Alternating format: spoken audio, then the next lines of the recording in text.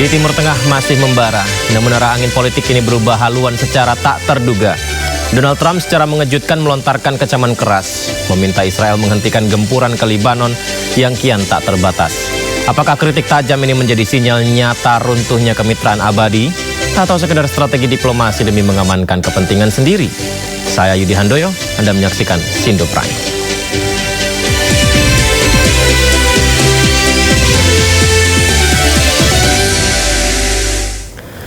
Sebuah pesawat jet bisnis yang mengangkut 6 orang jatuh di jalan tol kota Laredo, Texas, Amerika Serikat. 1 orang tewas dan 5 lainnya luka-luka.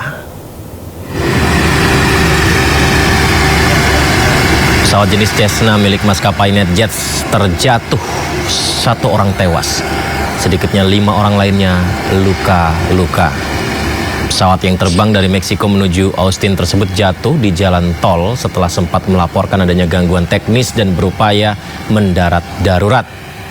Saat jatuh, pesawat sempat menghantam sebuah kendaraan. Pengemudi dilaporkan selamat.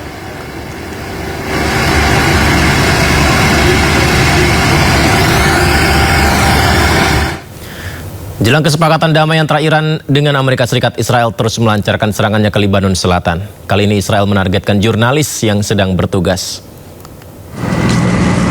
I'm in Kfar Tebnit area. I just arrived to... Seorang jurnalis dan koresponden perang Press TV, Hadi Hotai, terluka akibat serangan drone Israel. Saat kejadian, Hadib sedang bertugas di bundaran Arnaon Yohmor Kfar Tebnit dekat Nabitieh, Libanon Selatan. Tiba-tiba terdengar suara tembakan yang menyasar dirinya. Padahal saat itu Hadi sedang menggunakan rompi dengan helm bertuliskan Press. The Israelis did try to destroy the entire area. Serangan ini membuat Hadib tergeletak di jalan. Hadi pun terkena 6 pecahan peluru.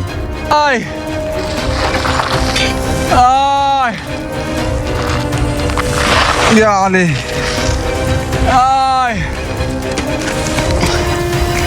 هذا استهداف للصحفيين. هيدا استهداف متعمد للصحفيين. ما كان معي حدا بالسيارة، ما كان في حدي حدا، ما كان في قدامي حدا، ما كان في وراي حدا. الدرون كبت القنبلة علي، كان فيها تكبها مثل وقت الاسناد ووقت الهول متعودين عليها نحن له الدرونات. يعني برمت هيك فجرت وراي، وقعت على الارض، ما عادش قدرت اتحرك جري، فقدت السيطرة عليهم. هلا الحمد لله، بس لانه الاصابات يعني على ضربه الشظايا فاتوا بجري من ورا، ما عادش قدرت اتحرك. ضليت اسحاف لحد ما اجوا الشباب جابوني. Insiden ini terjadi di tengah ketegangan berkelanjutan di perbatasan Lebanon dan Israel. Serangan kepada jurnalis yang menggunakan pengenal Press melanggar hukum internasional. Jelang penandatanganan kesepakatan damai Amerika dengan Iran, Israel menjadi duri penghalang dengan terus menyerang Libanon. Presiden Amerika Serikat Donald Trump mengkritik Israel dan meminta Perdana Menteri Israel Benjamin Netanyahu bertanggung jawab.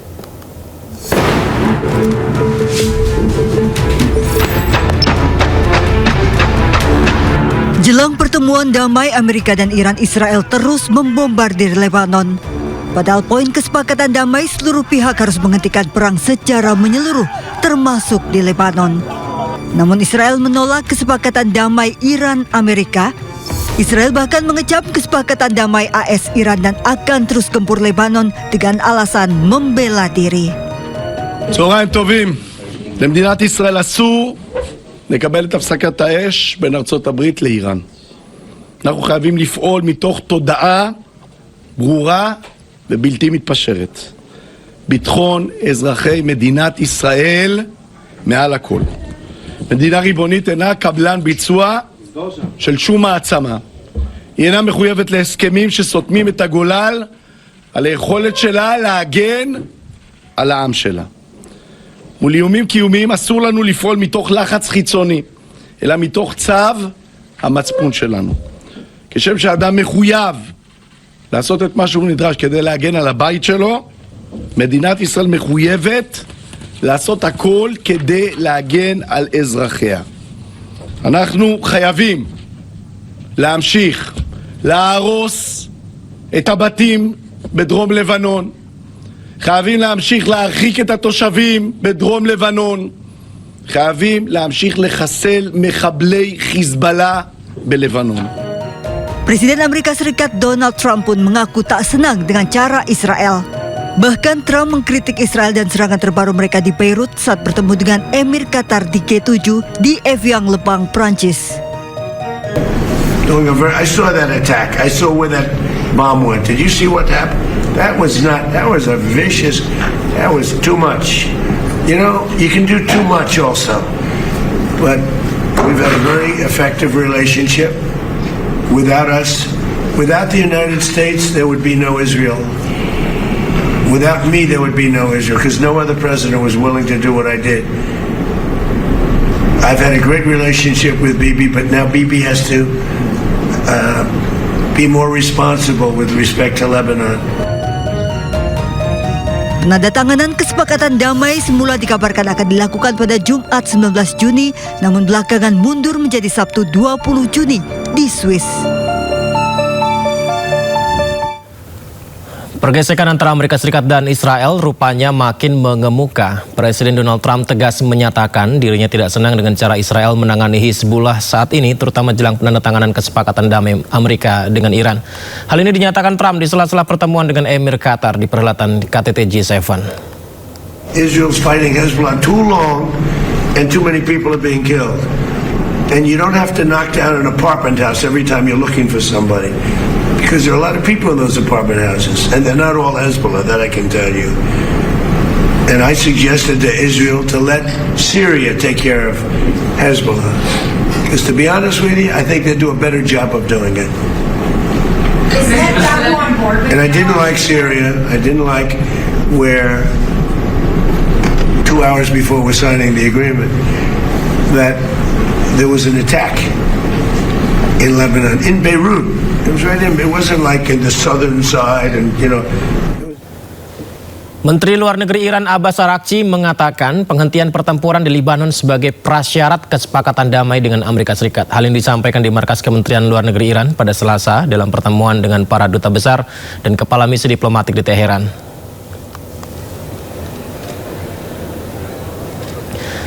Menlu Iran Abbas Araghchi menyebut unsur terpenting dari memorandum adalah penghentian permusuhan secara permanen termasuk Lebanon.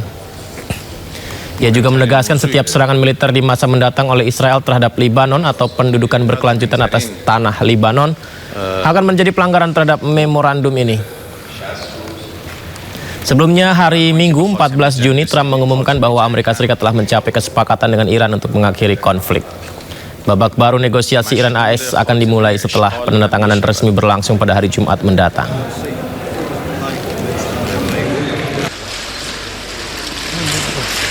ترین موضوعی هست که در تفاهم نامه وجود داره اعلام خاتمه فوری و دائمی جنگ در همه جبهه‌ها از جمله در لبنان به خاطر ارتباطی که جنگ در لبنان و تجاوز رژیم صهیونیستی به جنوب لبنان با جنگ با ایران پیدا کرد و این دو جبهه به همدیگه به نوعی پیوسته و وابسته شد. از روز اول جمهوری اسلامی ایران خاتمه جنگ در لبنان رو از ملزومات خاتمه جنگ. Warga Iran berunjuk rasa mendukung pemerintah di Kermanshah, Iran pada Senin malam. Aksi dukungan berlangsung usai AS dan Iran mengumumkan kesepakatan damai.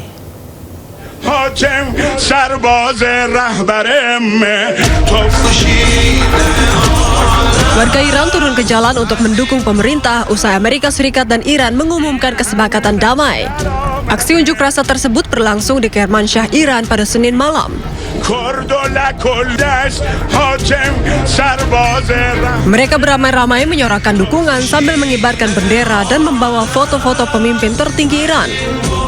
Para demonstran mengungkapkan kegembiraan atas kesepakatan damai dan berharap segera berakhirnya konflik di Timur Tengah.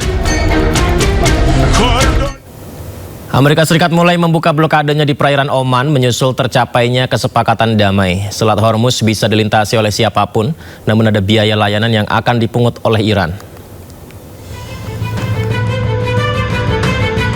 Seiring tercapainya kesepakatan damai antara Amerika Serikat dan Iran, perlahan Amerika mulai membuka blokadenya di perairan Oman.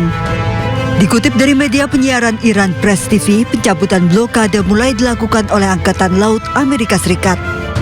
Selasa pagi, 3 kapal tanker minyak dan 2 kapal kargo yang membawa barang-barang penting untuk Iran telah melewati blokade Angkatan Laut Amerika berlayar menuju Iran. Berdasarkan kesepakatan damai, Iran menyebut bahwa tidak akan ada biaya untuk melintasi Selat Hormuz, namun ada biaya layanan yang akan dikenakan seperti biaya layanan navigasi, asuransi kapal, dan pemeliharaan lingkungan. ما همیشه گفتیم ما به دنبال گرفتن عوارض نیستیم ولی ما به ازای خدماتی که ارائه خواهیم کرد خدمات ناوبری حفاظت از محیط زیست احیانا بیمه کشتی ها و سایر خدماتی که از سوی ایران و عمان ارائه خواهد شد هزینه های لازم رو هم طراحی خواهد شد و دریافت خواهد شد بنابراین در این زمینه موضوع خیلی روشن هست. Iran mengaku membutuhkan waktu untuk mendiskusikan hal ini dengan pihak lain, termasuk dalam pembicaraan teknis kesepakatan damai. Presiden Amerika Serikat Donald Trump memastikan Hormuz akan dibuka kembali pada Jumat 19 Juni. Trump sendiri sudah memerintahkan Angkatan Laut untuk membuka blokadenya terhadap pelabuhan-pelabuhan Iran. Sementara nota kesepahaman dua negara akan ditandatangani di Swiss pada 19 Juni. Upaya perjanjian damai Amerika-Iran yang akan ditandatangani di Swiss disambut baik Badan PBB untuk Hak Asasi UNHCR. PBB menyebut konflik telah menghancurkan hak asasi manusia.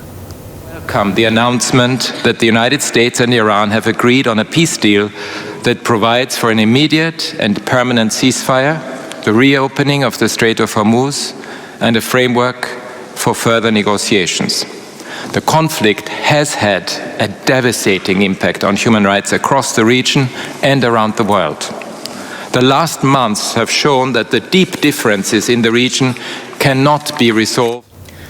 Perwakilan tetap Iran untuk PBB juga menyambut baik upaya damai ini. Harapannya agar tidak ada lagi siswa-siswa di Iran yang tewas akibat sekolah mereka diserang musuh. Finally brought the war to an end so that we would never again have to hear the roar of advanced and indiscriminate weapons over schools and students. And so that mothers like Makan Nasiri's mother, who months after the attack on the Minab school still has not found any trace of her child, would no longer be left waiting for the discovery of even fragments of their... Tidak hanya PBB, Cina juga menyambut baik kesepakatan Amerika Serikat Iran untuk mengakhiri perang. Cina berharap AS dan Iran akan menandatangani nota perdamaian sesuai dengan waktu yang ditentukan. 对美国和伊朗就第一阶段谅解备忘录内容达成一致表示欢迎，对巴基斯坦所做的斡旋努力表示赞赏。中方希望美伊如期签署第一阶段谅解备忘录。 希望相关各方坚持和平选择，通过对话谈判解决问题。中方愿同国际社会一道，为早日恢复中东海湾地区和平安宁继续发挥。 Kesepakatan damai Amerika Serikat dengan Iran akan berdampak pada pencabutan sanksi yang selama ini dijatuhkan pada Iran. Namun tidak semua sanksi akan dicabut. Amerika dan Iran akan melakukan pembahasan teknis selama 60 hari.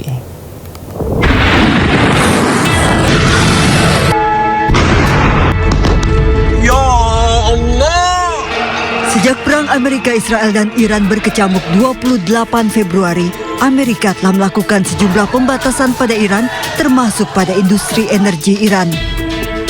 Bahkan Amerika menjatuhkan sanksi pada kapal yang terlibat pengangkutan minyak mentah Iran, serta individu dan perusahaan yang terafiliasi. Dengan tercapainya kesepakatan damai Amerika dan Iran, sejumlah sanksi akan dicabut. Number one, what this deal means is that the Straits of Hormuz are open immediately. You're already seeing oil and gas prices come down just over the past 24 hours. Number two, it ensures that Iran will never have a nuclear weapon. And we have to back up for a second and appreciate that what the president has done is completely decimated Iran's nuclear program. Di antaranya pencabutan sanksi minyak dan energi, di mana sebelumnya Iran tidak bisa menjual minyak mentahnya. Sanksi pembatasan keuangan dan pembukuan aset di mana pada 1995 Presiden Amerika kala itu Bill Clinton melarang investasi dan perdagangan dengan Iran berakibat Iran terisolasi dari sistem keuangan global. Bahkan aset Iran dibekukan ditaksir mencapai lebih dari 100 miliar dolar Amerika. Iran juga menerima sanksi pengiriman dan perdagangan yang berdampak pada pelayaran, konstruksi, tekstil, otomotif, dan manufaktur, serta mineral dan logam. Sanksi ini berdampak lebih lanjut pada ekonomi Iran. Iran juga menghadapi sanksi terkait nuklir sejak 2005 yang juga melarang Iran melakukan perdagangan senjata. Sanksi-sanksi tersebut diperkirakan akan dicabut kecuali sanksi terkait nuklir.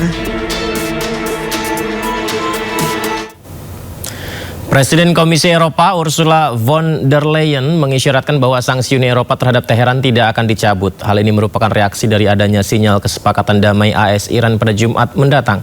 Pernyataannya disampaikan saat acara pengarahan di KTT G7 di Avian Les Bains pada hari Senin. So we have a framework of sanctions that is responding to two main features. The one is the violation of human rights, and the other one is mass destruction, weapons of mass destruction. And the principle of sanctions is that we need real change on the ground before we can think about lifting them. Sanctions are in place to change behavior. So if behavior is changing credibly and verifiably, then you can lift sanctions. But the other way around is also true. As long as there is no behavioral change, you cannot lift the sanctions because of human rights violation. And Sementara itu, kota Al-Bireh di tepi barat Palestina jadi sasaran baru Zionis Israel. Warga dan jurnalis di sekitar lokasi dipaksa meninggalkan lokasi. Dalam video terlihat militer Israel tanpa ragu menembakkan gas air mata di jalanan. Warga dan jurnalis di sekitar lokasi dipaksa meninggalkan lokasi untuk menyelamatkan diri. Kota Al-Bireh tepi barat Gaza kini berada di bawah invasi militer Israel. Padahal Al-Bireh yang merupakan ibu kota administratif Ramallah tercatat sebagai bagian dari Palestina.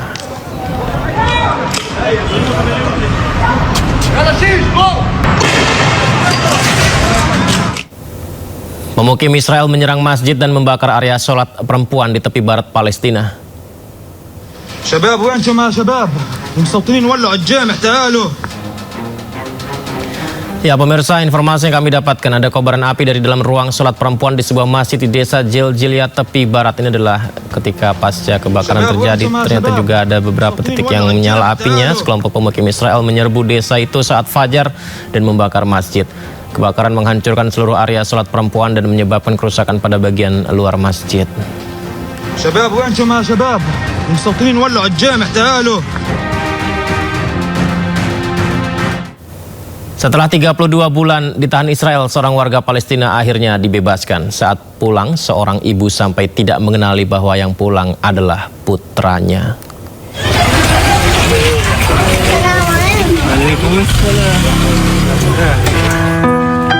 Momen haru menyelimuti kepulangan Sadek Tahaineh, warga silat Al-Harithiyah sebelah barat Jenin yang ditahan Zionis Israel. Sadek akhirnya dibebaskan Zionis Israel setelah 34 bulan ditahan. Kepulangan Sadek disambut haru ibu dan anak perempuannya.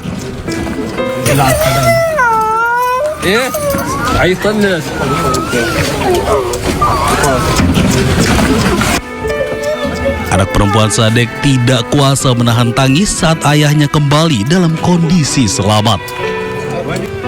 Bahkan ibunda Sadek sampai tak mengenali putranya sendiri lantaran penahanan berkepanjangan yang membuat penampilan Sadek berubah. Zionis Israel kerap menahan warga Palestina tanpa proses peradilan yang adil.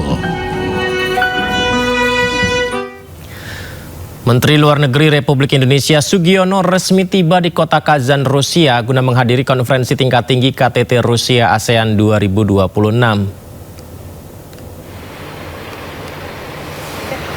Tiba di bandara, Menlu Sugiono disambut Wakil Perdana Menteri Tatarstan Vasil Shahrazif dengan iringan jajaran pasukan kehormatan militer.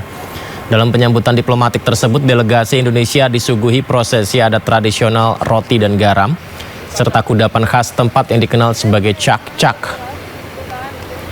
Pertemuan tingkat tinggi antara Rusia dan ASEAN ini dijadwalkan berlangsung mulai tanggal 17 hingga 19 Juni di Kazan.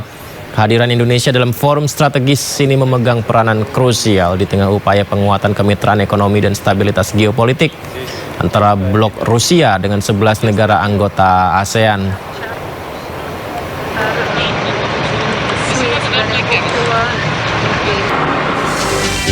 Jelang penandatanganan kesepakatan damai Amerika dan Iran, Israel seolah menjadi duri penghalang.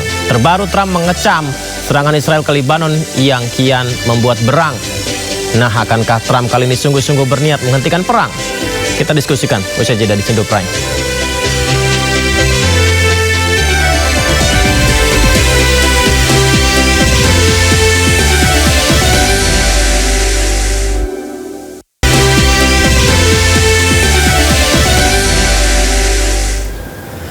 Jelang penandatanganan kesepakatan damai Amerika dan Iran, Israel menjadi duri penghalang dengan terus menyerang Lebanon. Presiden Amerika Serikat Donald Trump mengkritik Israel dan meminta Perdana Menteri Israel Benjamin Netanyahu bertanggung jawab.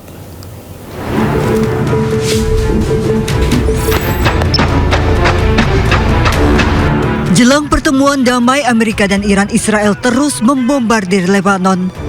Padahal poin kesepakatan damai seluruh pihak harus menghentikan perang secara menyeluruh, termasuk di Lebanon. Namun Israel menolak kesepakatan damai Iran-Amerika.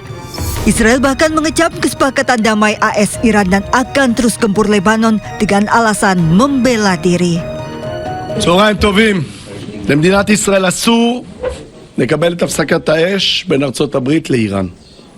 אנחנו חייבים לפעול מתוך תודעה ברורה ובלתי מתפשרת. ביטחון אזרחי מדינת ישראל מעל הכל. מדינה ריבונית אינה קבלן ביצוע של שום מעצמה. היא אינה מחויבת להסכמים שסותמים את הגולל על היכולת שלה להגן על העם שלה. מול איומים קיומיים אסור לנו לפעול מתוך לחץ חיצוני, אלא מתוך צו המצפון שלנו.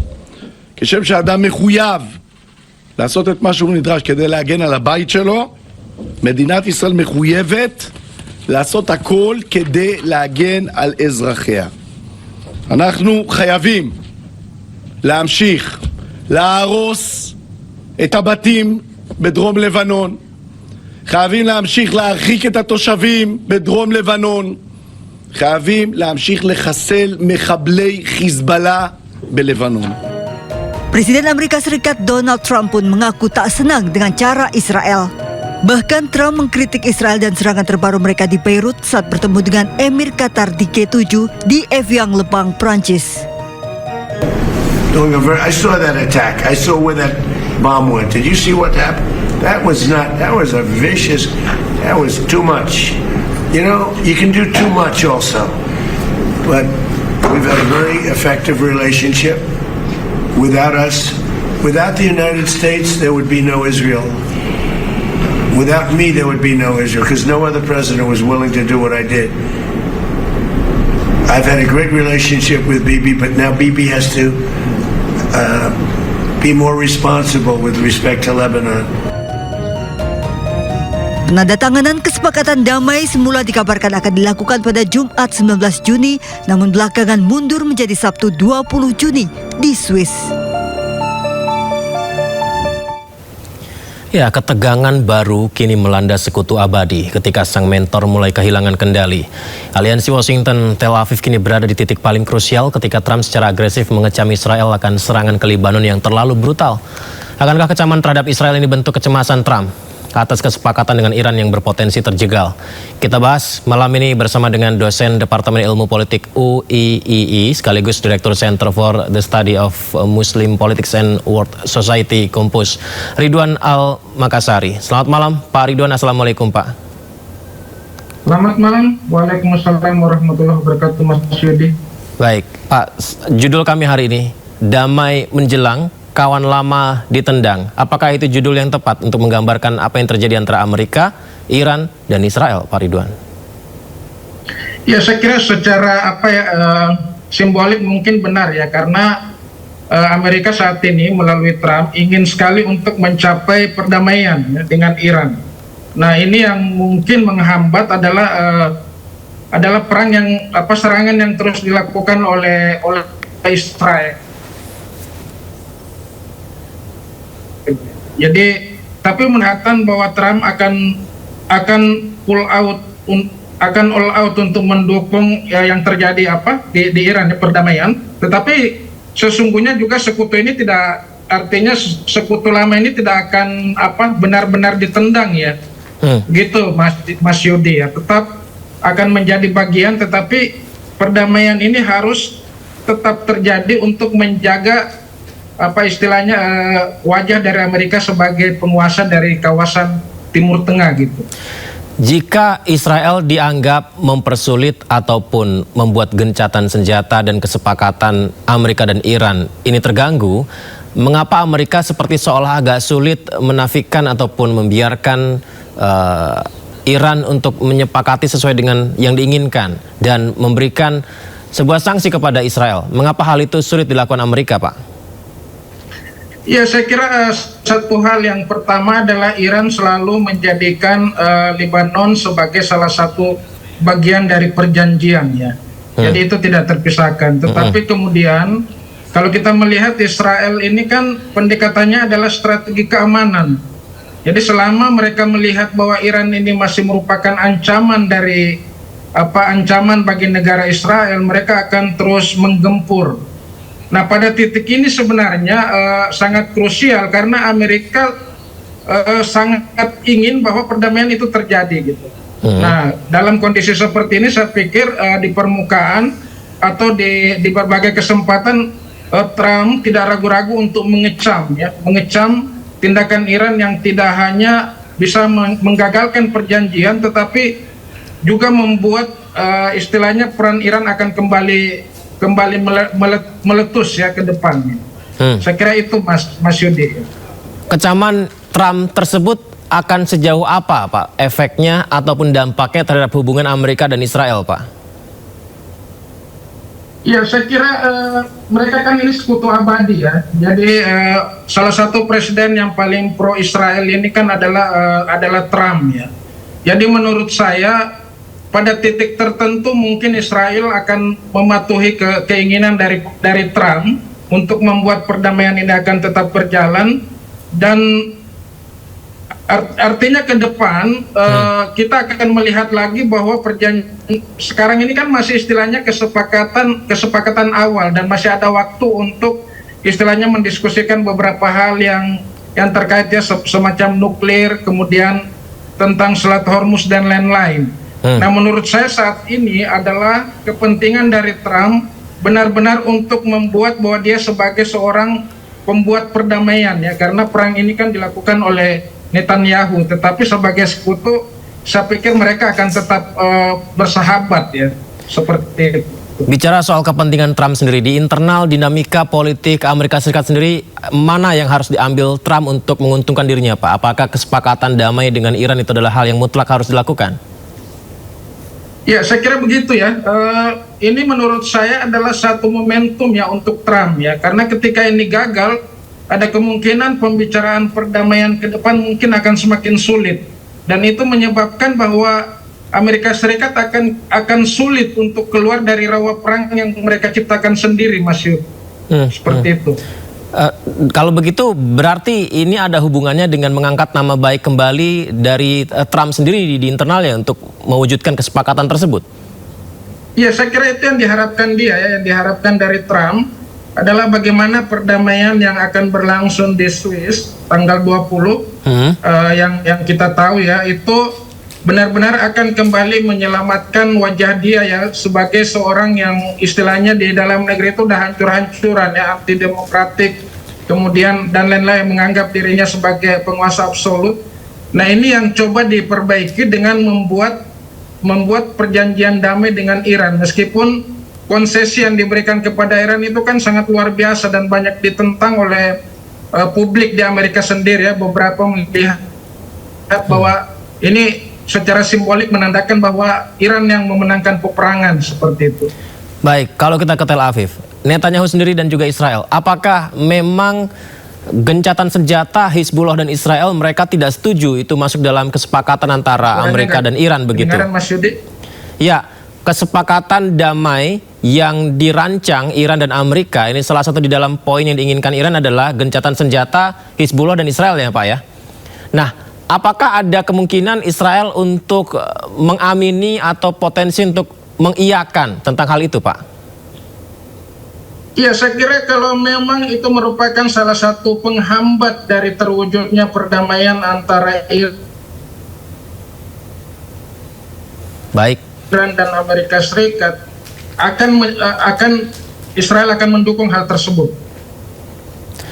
Ada potensi tersebut, Pak Ridwan? Ya, saya kira potensi itu tetap ada ya, karena kan bagaimanapun Israel tanpa Amerika itu akan sulit untuk mengimbangi kekuatan daripada Iran sendiri ya. Karena dengan istilahnya serangan-serangan langsung ke Iran itu menunjuk serangan-serangan langsung dari Iran ke Israel itu menunjukkan bahwa kekuatan militer Iran ini tidak bisa dipandang remeh dan itu masih sangat menjadi ancaman dan hal yang menakutkan bagi Israel. Kalau begitu Pak Ridwan, apa yang membuat Israel terus-menerus melakukan serangan di Libanon, Pak? Meskipun mereka alasannya hanya Hizbullah yang diserang atau dikejar begitu ya, tapi itu selalu terjadi ketika gencatan senjata dan kesepakatan negosiasi tengah berjalan, Pak. Apa yang membuat mereka terus melakukan itu, Pak? Saya kira tujuan utamanya adalah menghancurkan perjanjian damai yang akan disepakati oleh Iran dan Amerika Serikat. Karena kan kepentingan utama Israel adalah bagaimana mengamankan wilayah mereka dari ancaman Iran, Mas Yudi. Gitu. Saya kira itu poin utamanya, termasuk ancaman nuklir yang menurut mereka itu masih hal yang bisa mengancam eksistensi dari negara Israel ke depan. Oh, berarti apa yang dikritik oleh Trump ini terhadap tindakan Israel ke Libanon itu ada hubungannya karena dianggap mengganggu dari perjanjian kerjasama ini, kesepakatan tersebut ya Pak ya? Iya, ya itu pasti ya, pasti karena kan Israel sejak dari jeda gencatan senjata selalu ingin mengacaukan jalannya perjanjian damai tersebut. Dan ini saya pikir memang merupakan hal yang wajar dari realisme politik mereka karena mereka melihat Iran ini sebagai ancaman karena kan dengan rudal dengan misil mereka itu bisa sampai ke Israel dan itu sangat berbahaya bagi eksistensi mereka, Mas Yudi. Itu yang sangat dikhawatirkan oleh Israel sehingga mereka menyerang Lebanon untuk bisa menggagalkan perjanjian damai ini. Ancaman sebesar apa sih Pak? Meskipun tadi sudah Anda sebutkan ya, sebenarnya Iran ini seberapa menakutkannya sehingga Israel seolah ingin agar perang ini terus berlanjut. Apa saja yang membuat Israel ingin agar Iran tetap perang berlanjut ini Pak? Ya, kalau Israel ini kan ingin membuat kekuatan militer Iran itu kan hancur ya, karena kan sudah diserang dengan serangan udara oleh Amerika Serikat, tapi ternyata bahwa Iran ini masih memiliki kekuatan militer yang tidak bisa diremehkan. Nah, ini yang ingin mereka istilahnya sasar terus sehingga benar-benar kekuatan militer dari Iran ini benar-benar berada di titik yang tidak bisa membahayakan eksistensi dari Israel tersebut, Mas Yudi.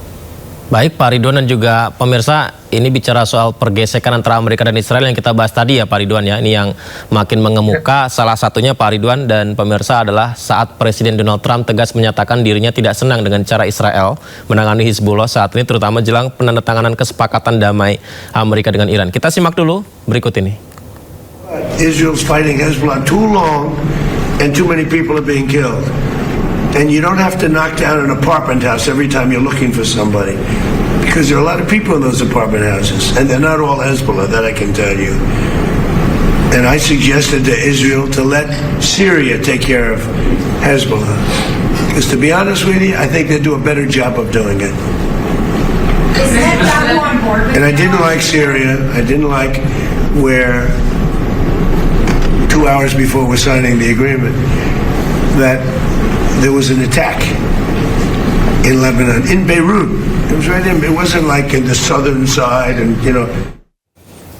Baik, kita lanjutkan dialog kita menarik. Tadi Pak Ridwan, too long katanya, terlalu lama perang yang digawangkan Israel melawan Hizbullah tersebut. Artinya apa ini eksplisit mengatakan bahwa berhentilah Israel?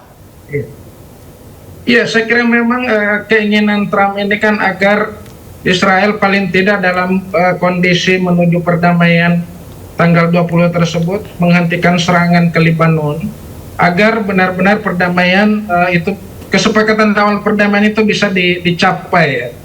Nah, tetapi kita masih meragukan juga bahwa niat baik dari Israel ini kadangkala tidak bisa dipercaya ya, Mas Yudi ya, karena seringkali bahkan di jeda masa perjanjian pun mereka melakukan penyerangan yang tidak hanya menyasar sipil, tetapi bangunan-bangunan infrastruktur yang sangat penting bagi kehidupan masyarakat dari Lebanon itu sendiri.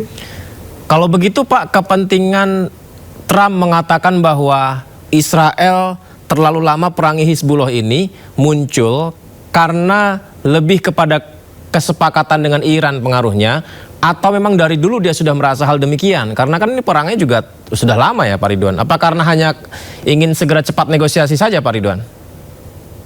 Ya, pertama saya kira Trump ingin keluar dari rawa perang yang membuat Amerika sendiri ini kan kesulitan ya di dalam negeri, banyak dikritik, dikecam keras, juga sekutu-sekutu di luar banyak yang istilahnya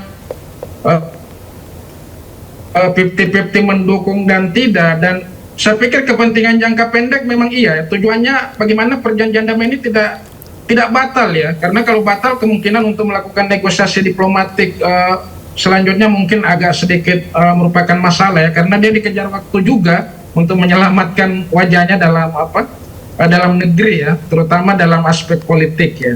Seperti itu.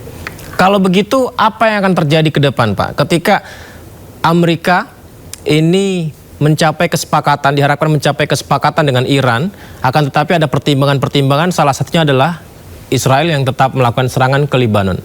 Pilihan terbaik apa yang harus diambil oleh negara-negara ini Pak Ridwan? Iya, saya kira di sini mungkin dibutuhkan ketegasan dari Trump agar memaksa Israel untuk mematuhi istilahnya keinginan dia untuk tidak menyerang Lebanon ya, karena ini lagi-lagi kan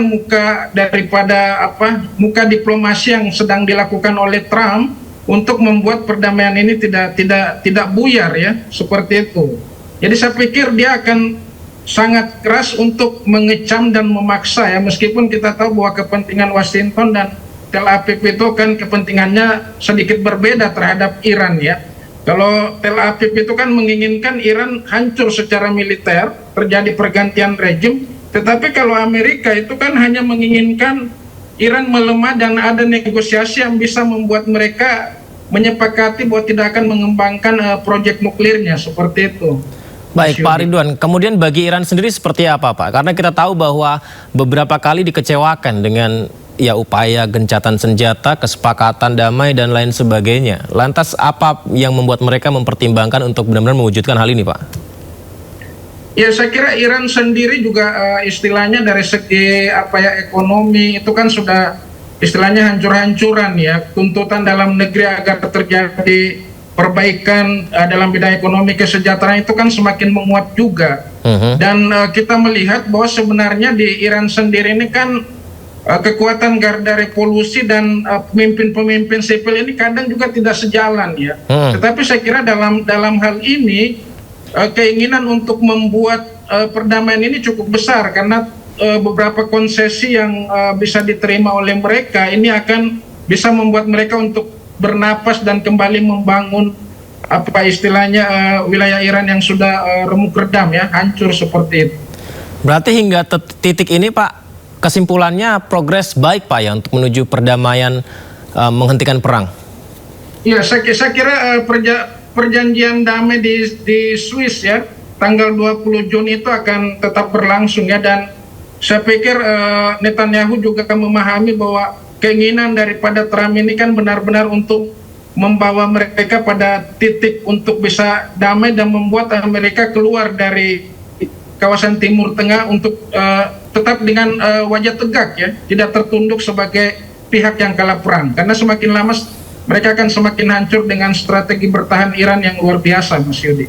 Karena yang terdampak juga seluruh dunia termasuk negara kita ya Pak Ridwan ya. Semoga perdamaian segera terwujud ya Pak Ridwan. Dan ya, saya kira seperti itu ya. Kita berharap tanggal 20 ada perjanjian damai yang ditandatangani oleh kedua belah pihak, Mas Yudi. Amin, amin Pak Ridwan. Semoga itu tercipta. Terima kasih banyak Pak Ridwan sudah berbagi bersama kami. Sehat selalu Pak Ridwan. Assalamualaikum, selamat malam Pak Ridwan. Pemirsa mahasiswa yang tergabung dalam aliansi BMSI, ini untuk informasi berikutnya gelar aksi unjuk rasa di depan gedung DPRD Jawa Barat. Usai jeda, selengkapnya di Sindo Prime.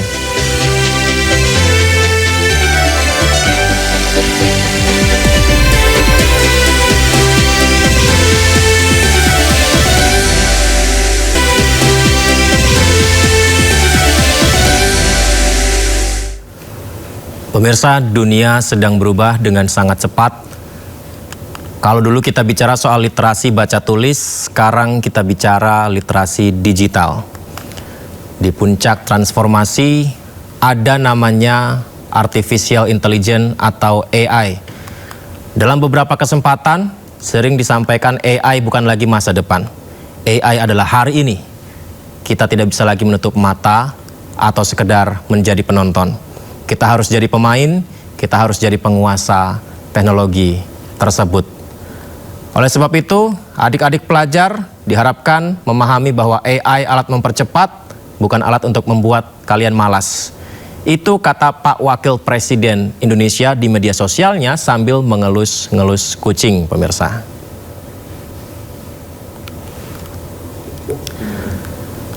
Ya, Wakil Presiden RI Gibran Rakabuming Raka mengunggah video dirinya membicarakan soal kecerdasan buatan atau AI, dan menariknya Pak Wapres menyampaikannya sambil memangku seekor kucing. Seperti yang kita saksikan ini, disampaikan bahwa dunia sedang berubah dengan sangat cepat dan harus mendalami literasi digital dengan pemanfaatan maksimal kecerdasan buatan. Namun harus diingat, kecerdasan buatan jangan membuat malas dan menghilangkan daya kritis, harus menunjukkan kreativitas. Dunia sedang berubah dengan sangat cepat. Kalau dulu kita bicara soal literasi baca tulis, sekarang kita bicara soal literasi digital. Dan di puncak transformasi itu ada yang namanya artificial intelligence atau AI. Dalam beberapa kesempatan saya sering menyampaikan bahwa AI bukan lagi masa depan, AI adalah hari ini. Kita tidak bisa lagi menutup mata atau sekedar menjadi penonton. Kita harus menjadi pemain, kita harus menjadi penguasa teknologi tersebut. Oleh sebab itu, kepada adik-adik pelajar, saya ingin kalian memahami bahwa AI adalah alat untuk mempercepat, bukan alat untuk membuat kalian malas. Bayangkan AI sebagai asisten pribadi yang membantu kalian belajar, mencari data, mempelajari bahasa asing lebih cepat, bahkan memahami rumus matematika yang rumit dengan cara yang lebih sederhana. AI bisa membantu mengejar ketertinggalan kita.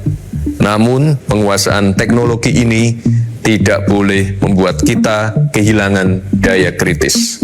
Gunakan AI untuk memicu kreativitas, bukan untuk menggantikan kemampuan berpikir kalian sendiri. Ya, untuk tayangan lengkapnya Anda bisa menyimak di akun media sosial resmi milik Wakil Presiden RI Gibran Rakabuming ya. Nah, uniknya di konten itu Wakil Presiden sepertinya nampak kesulitan menyampaikan isi materi sambil memangku kucing ya. Kita bisa lihat. dari tadi mau turun ke bawah. Bentar ini kucingnya. Jadi kucingnya lompat dari pangkuan wakil presiden dan akhirnya harus diangkat lagi, pemirsa. Turun ke bawah. Bentar ini kucingnya. Capek ah.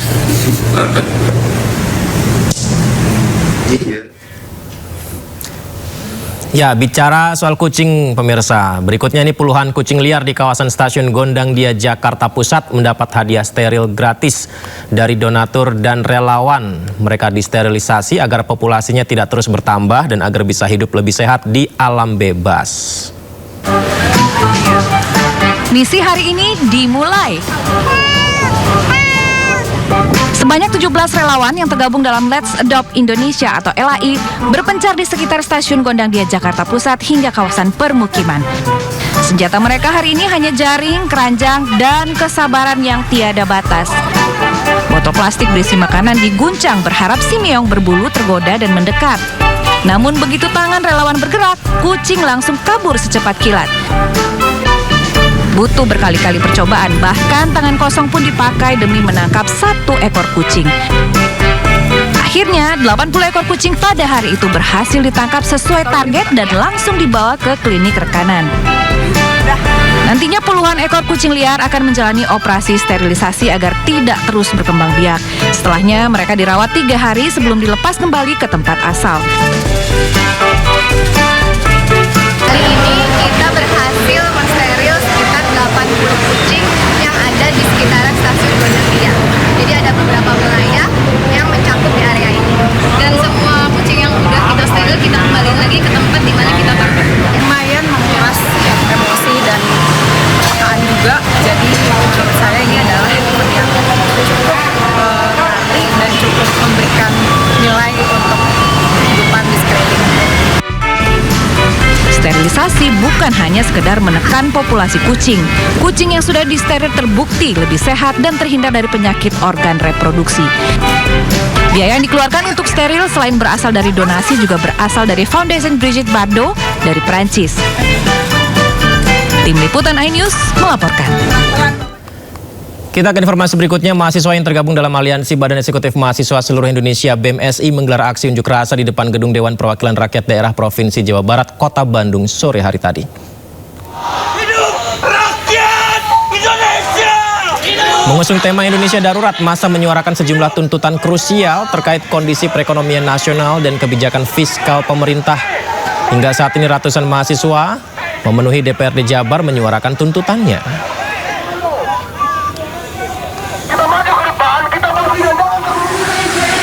Di Yogyakarta, 500 orang mahasiswa dari Universitas Muhammadiyah Jogja dan UIN Sunan Kalijaga Yogyakarta juga menggelar aksi unjuk rasa di titik 0 km. Dalam aksinya, mahasiswa menyampaikan tuntutan mereka kepada pemerintah, salah satunya penurunan harga bahan pangan.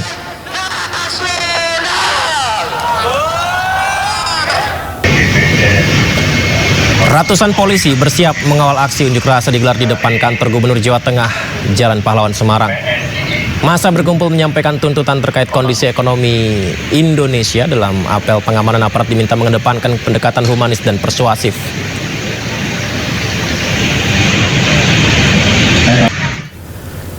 Ratusan mahasiswa dari berbagai perguruan tinggi di Sulawesi Tenggara dan Jawa Timur menggelar aksi unjuk rasa. Massa menyuarakan sejumlah aspirasi terkait perbaikan kondisi ekonomi hingga evaluasi program strategis nasional.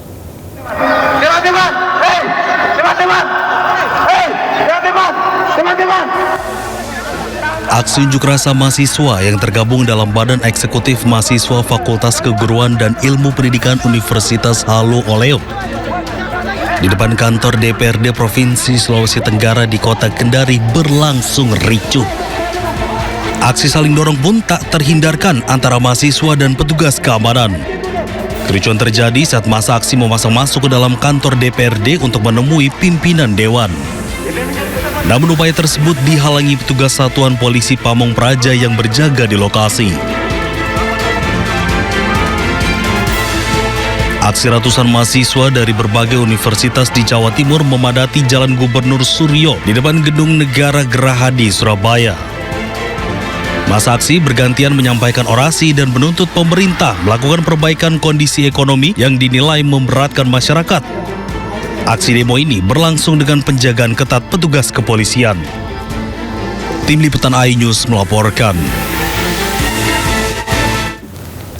Sekelompok mahasiswa yang menamakan dirinya Badan Eksekutif Mahasiswa atau BEM Bersatu menyebut ada yang menunggangi gerakan mahasiswa saat ini.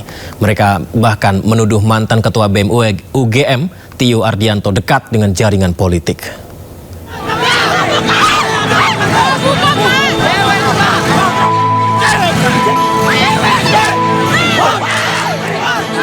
Sejumlah mahasiswa kerap menggelar aksi unjuk rasa selama beberapa hari terakhir. Unjuk rasa dilakukan di sejumlah wilayah di Indonesia dan menjadi sorotan. Sejumlah perwakilan mahasiswa yang menamakan dirinya BEM Bersatu buka suara. Mereka menyebut gerakan mahasiswa ini ada yang menunggangi. Kami melihat indikasi kuat keterlibatan aktor politik praktis dalam gerakan ini. Salah satu pimpinan aksi, Tio Ardianto, diduga memiliki kedekatan dengan jaringan politik tertentu. Mobil Fortuner yang digunakan diduga terdaftar atas nama Siti Nuraini, adik Letjen TNI Purnawirawan Setio Sularso, yang merupakan besan Jenderal TNI Andika Perkasa, tokoh tim pemenangan Ganjar Pranowo pada Pilpres 2024. Ketua BEM UGM, Tio Ardianto, langsung membantahnya dan mengklarifikasi terkait mobil yang digunakan dirinya. Siapa yang tidak khawatir Mas Andri Yunus yang seperti itu saja disiram air keras? Apalagi kita yang berbulan-bulan teriak maling berkompetisi, berbulan-bulan teriak presiden inkompeten, presiden yang tidak menghargai ilmu pengetahuan. Saya tidak ngomong bahwa saya lebih keras dari Mas Andri Yunus, tidak. Tapi bahwa potensi itu terjadi kembali pada saya itu ada. Sehingga adalah hal yang sangat masuk akal ketika ada saudara yang bersimpati, berpihak untuk minjamkan kendaraannya. Dan karena memang adanya cuma itu. Kalau saya berkepentingan untuk pinjam sendiri, saya pasti akan pinjam yang lain. Sementara itu, rencananya mahasiswa akan terus berunjuk rasa. Tidak hanya di Jakarta, namun juga di sejumlah daerah lain. Mereka menuntut perbaikan ekonomi di Indonesia. Menariknya pemirsa, pasca konferensi pers kelompok mahasiswa yang menamakan dirinya BEM Bersatu, sejumlah badan mahasiswa di beberapa kampus membantah klaim keterwakilan mereka di konvers yang kita lihat tadi. Yang pertama, di media sosial milik Himasos Universitas Nasional, diunggah surat resmi dengan berisikan FISIP Universitas Nasional tegaskan tidak memiliki BEM fakultas. Klarifikasi klaim jabatan dalam konferensi pers Aliansi Mahasiswa BEM Fakultas Bersatu. Wah, jadi yang harus kita percaya yang mana ini ya? Karena di media sosial ini juga disampaikan bahwa kolektif aksi dan budaya mahasiswa UNAS menuntut permintaan maaf secara terbuka kepada Sivitas Akademika Universitas Nasional dalam waktu 2 kali 24 jam atas tindakan pencatutan nama lembaga yang tidak eksis itu.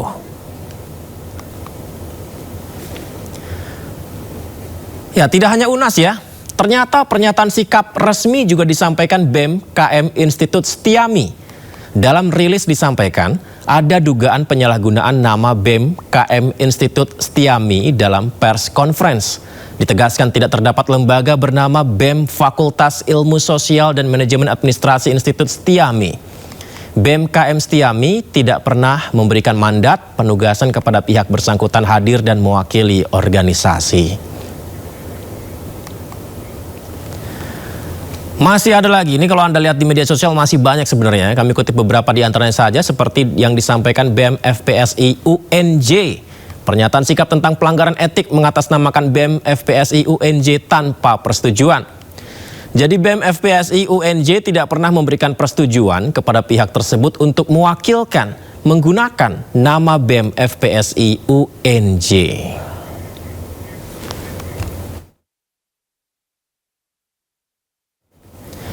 Aksi unjuk rasa gabungan Aliansi Masyarakat Timur digelar di kawasan seberang Menara Dana Reksa, Jakarta Pusat. Massa menyatakan dukungan penuh keberlanjutan program makan bergizi gratis. Aksi massa dukung MBG. Ratusan masyarakat tergabung dalam Aliansi Masyarakat Timur menggelar aksi unjuk rasa di kawasan seberang Menara Dana Reksa, Jakarta Pusat. Kami butuh MBG. Seperti yang Anda lihat di layar kaca Anda ya. Masa menyuarakan dukungan atas keberlanjutan program MBG. Masa menilai program MBG berdampak positif dan jadi solusi nyata meningkatkan kesejahteraan serta gizi masyarakat. Masa pun menuntut sanksi tegas bagi para koruptor anggaran di MBG.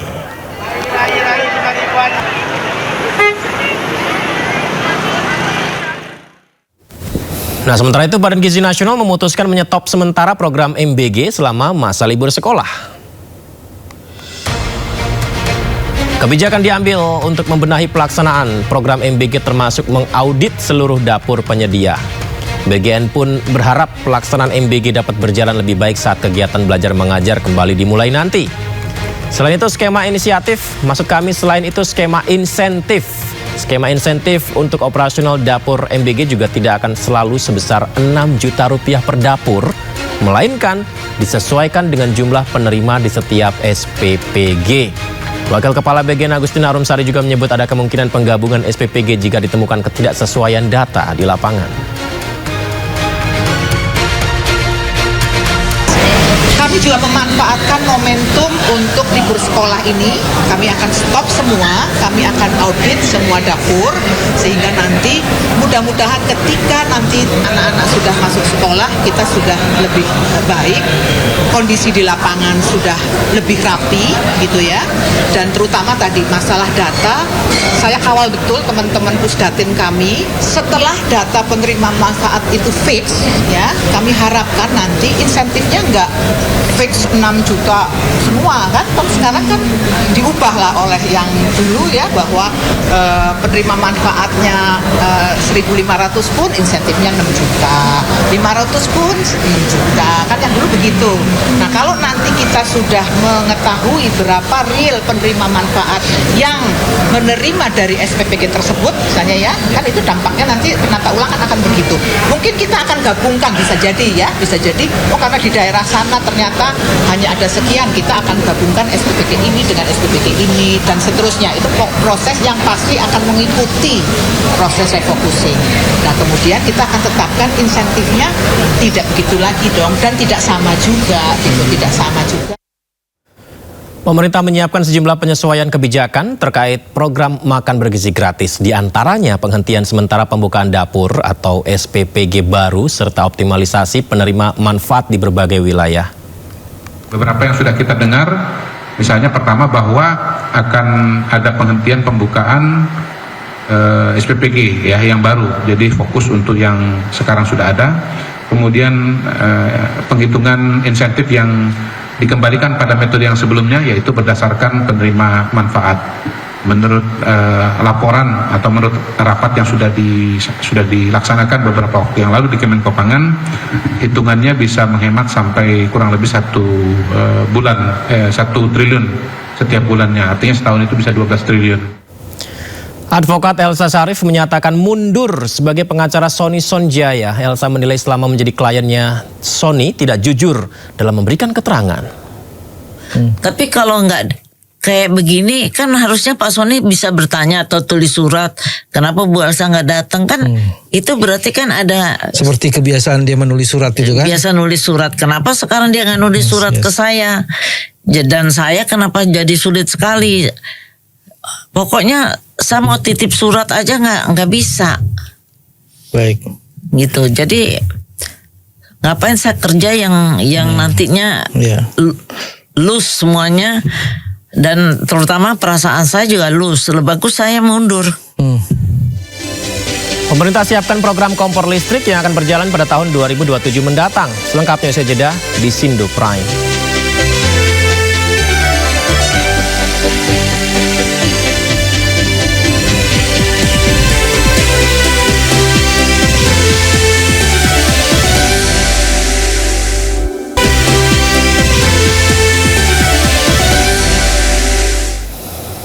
Jelang ulang tahun Jakarta, warga bisa menikmati berbagai suguhan hiburan di Pekan Raya Jakarta atau Jakarta Fair 2026. Ya, di Pekan Raya Jakarta, Anda bisa berbelanja, menikmati hiburan, hingga ikut berbagai aktivitas menarik bersama keluarga dan teman-teman. Jakarta Fair Kemayoran 2026 terus menyedot perhatian masyarakat. Ribuan pengunjung datang memadati area pameran terbesar di Asia Tenggara. Beragam tenan menarik, promo-promo menarik.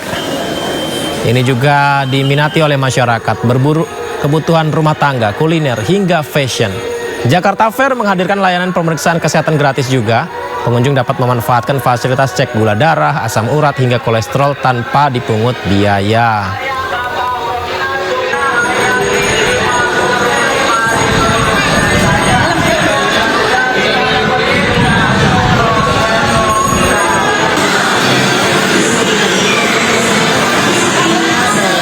Saya akan ajak Anda untuk melihat keseruan Jakarta Fair 2026. Sudah ada rekan kami Ardi Lase di G-Expo Kemayoran. Selamat malam Ardi, sampai jam berapa di sana dan kabarnya seru di booth Autotech malam ini?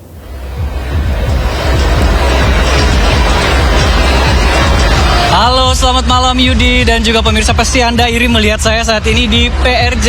Dan kalau kita lihat, ini berbeda nih Yudi dengan di studio. Di sini banyak sekali jualan makanan dan kita lihat juga banyak sekali bilik-bilik yang menjual segala kebutuhan kita. Ini nggak ada di studio Yudi. Dan kalau kita lihat Yudi dan juga pemirsa, antusias masyarakat walaupun hari ini hari kerja, masyarakat yang pulang kerja ini antusiasnya sangat tinggi datang ke PRJ. Bahkan ada yang berbelanja. Kalau kita lihat banyak sekali belanjaan-belanjaan yang dibawa masyarakat di tangan mereka bersama keluarga dan juga kerabat mereka datang ke PRJ untuk berbelanja. Ya Yudi, kalau kita lihat Yudi, di PRJ ini juga bukan hanya ada pameran ataupun bukan hanya ada tempat belanja saja. Kalau kita lihat di belakang saya banyak sekali pameran yang dipamerkan. Artinya ini juga bukan hanya menjual produk tapi juga memberikan edukasi kepada masyarakat.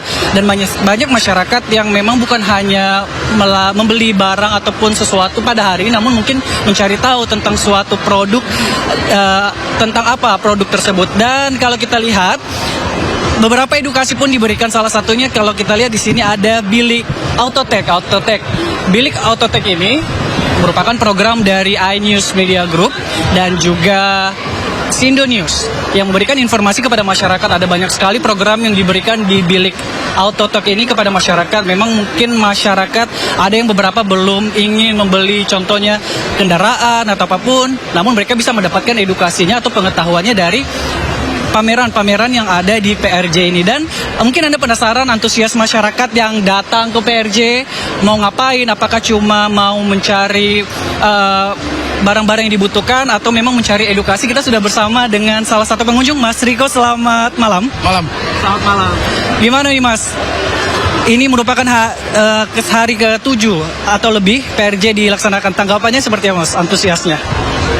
Sejauh ini sih tanggapan masyarakat ataupun saya sih bagus ya. PRJ diadakan setiap tahun, terus juga banyak tenan-tenan yang masih sama, tempatnya yang sama, dan juga kita juga butuh, namanya warga Jakarta kan butuh hiburan juga, baik itu dari konser, baik itu dari makanan-makanan, terus juga elektronik juga kan, kita juga nyari-nyari juga kan, apalagi kayak saya lagi butuh buat elektronik kayak TV dan lain-lain untuk di tempat rumah gitu. Tadi belanja Mas? Sejauh ini sih masih lihat-lihat dulu, masih kita compare dulu nih mana yang bagus untuk harga-harganya, terus juga jenis barangnya seperti apa. Tapi tadi kan disebutkan Mas kalau bukan hanya PRJ ini bukan hanya sebagai tempat belanja, ataupun juga banyak tempat untuk edukasi kepada masyarakat. Salah satunya seperti bilik Autotech ini yang memberikan informasi tentang otomotif dan sebagainya. Tanggapannya seperti apa Mas? Apakah tadi Mas memang melihat ada diberikan edukasi-edukasi kepada masyarakat Mas? Oh benar, untuk otomotif dari Autotech sendiri itu sangat berguna juga buat kita ya, yang dimana kan kita misalnya kita lagi mau cari jenis kendaraan mobil tipe apa itu kan kita juga butuh pembanding ya. Meskipun kita juga udah lihat di luar sana, tetap kita kan harus mencari mana nih yang cocok buat kita gunakan sehari-hari seperti itu, biar kedepannya juga kita nggak salah milih. Mas Riko, harapannya untuk PRJ ke depan seperti apa Mas Riko? Yang pertama sih kalau bisa ya tiketnya jangan makin naik gitu kan, karena tiap tahun itu pasti akan selalu naik gitu kan. Ya itu yang pertama. Yang kedua, pertahanin untuk konser-konsernya itu juga udah bagus untuk menarik para pengunjung. Terus juga pertahanin juga untuk isi-isi tenannya, itu juga sangat berpengaruh tuh. Dan juga untuk pesan untuk customer atau untuk para warga Jakarta, jangan hanya kunjungan ke bagian yang di depan saja. Karena saya lihat di bagian belakang, baik itu yang kelas Nusantara lah, itu masih sepi pengunjung. Kalau bisa kita ikut ramaikan juga gitu. Jadi biar nggak ada ketidakseimbangan seperti itu sih. Mas, jangan-jangan dengan banyak informasi tentang otomotif ada niat membeli sesuatu nih Mas? Kendaraan mungkin? Ya puji Tuhan kalau ada rezeki ya emang lagi lihat-lihat juga untuk membeli kendaraan sih. Oke, baik. Terima kasih banyak Mas. Selamat menikmati PRJ. Iya, Yudi dan juga pemirsa, itulah tadi sedikit cerita tentang masyarakat ataupun pengunjung yang datang di PRJ mengenai pengalamannya selama di PRJ. Tadi disebutkan bahwa bukan hanya datang berbelanja, namun banyak informasi edukasi yang didapat dari PRJ ini. Salah satunya bilik yang diusung dari iNews Media Group dan juga Sindo News, di mana masyarakat bisa mengakses segala informasi mengenai otomotif. Dan berhubung ini PRJ, di mana kebudayaan Jakarta disebut dan dipamerkan di sini, saya ingin menutup dengan pantun. Belanja ke PRJ hati senang dan riang, lihat beragam produk di setiap ruang. Kalau mau cari informasi jangan bingung, mampir ke bilik Autotech agar semakin untung. Terima kasih Yudi, kembali ke studio. Baik, terima kasih Ardi melaporkan langsung dari PRJ Kemayoran, Jakarta.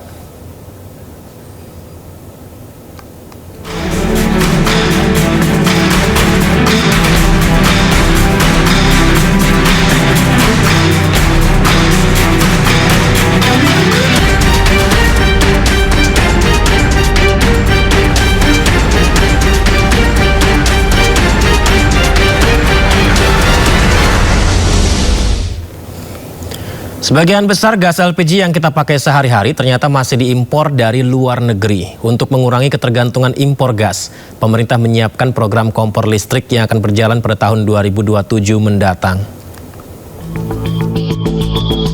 Ketergantungan Indonesia terhadap gas LPG impor hingga kini masih sangat tinggi. Dari seluruh kebutuhan gas LPG nasional, sekitar 80% dipenuhi dari luar negeri. Kondisi inilah yang mendorong pemerintah mencari alternatif energi lain untuk rumah tangga. Salah satunya yang disiapkan adalah kompor listrik yang rencananya mulai dibagikan pada tahun 2027 mendatang. Program ini sudah masuk dalam anggaran Kementerian ESDM dengan nilai sekitar 815 miliar rupiah lebih. Karena ada beberapa model kompor listrik yang sekarang kita mintanya itu di sekitar di bawah 900 kWh supaya rakyat kita yang di daerah-daerah yang di kecamatan desa itu bisa dipakai dengan listrik kapasitas daya mereka yang ada. Meski anggaran sudah disiapkan, hingga kini pemerintah masih menunggu pembahasan lebih lanjut dengan DPR untuk memastikan jumlah kompor listrik yang akan dibagikan ke masyarakat. Tim Liputan iNews melaporkan. Pemerintah memastikan penurunan harga minyak dunia akan berdampak pada harga BBM non-subsidi di dalam negeri. Penyesuaian harga itu merupakan konsekuensi dari penerapan harga keekonomian yang berlaku pada produk BBM non-subsidi. Pemerintah memastikan penurunan harga minyak dunia akan berdampak pada harga BBM non-subsidi di dalam negeri. Menurut juru bicara Kementerian SDM Dwi Anggia, ketika harga minyak dunia turun, maka harga bahan bakar minyak non-subsidi juga dipastikan turun. Penyesuaian harga tersebut merupakan konsekuensi dari penerapan harga keekonomian yang berlaku pada produk BBM non-subsidi. Terkait harga BBM jenis Pertamax yang sebelumnya sempat dipertahankan, Dwi Anggia menyebut Presiden sempat berupaya menjaga stabilitas ekonomi sekaligus mempertahankan daya beli masyarakat. Kebijakan tersebut membuat Pertamax menjadi satu-satunya BBM non-subsidi yang tidak langsung mengalami kenaikan harga ketika terjadi gejolak harga minyak dunia. Namun pada akhirnya harga Pertamax tetap disesuaikan menjadi Rp16.250 per liter. Ini mekanismenya memang mengikuti mekanisme harga pasar. Minyak mentah dunia berapa harganya, apakah naik atau turun. Nah, mau tidak mau BBM non-subsidi ini harus mengikuti itu, mengikuti sesuai dengan harga keekonomiannya. walaupun tetap ada aturannya. Seperti diketahui, harga BBM non-subsidi jenis Pertamax mengalami penyesuaian per 10 Juni 2026. Harga Pertamax naik dari Rp12.300 per liter menjadi Rp16.250 per liter. Kenaikan harga juga terjadi pada Pertamax Green dari Rp12.900 per liter menjadi Rp17.000 per liter. Dari Jakarta, tim liputan IDX Channel.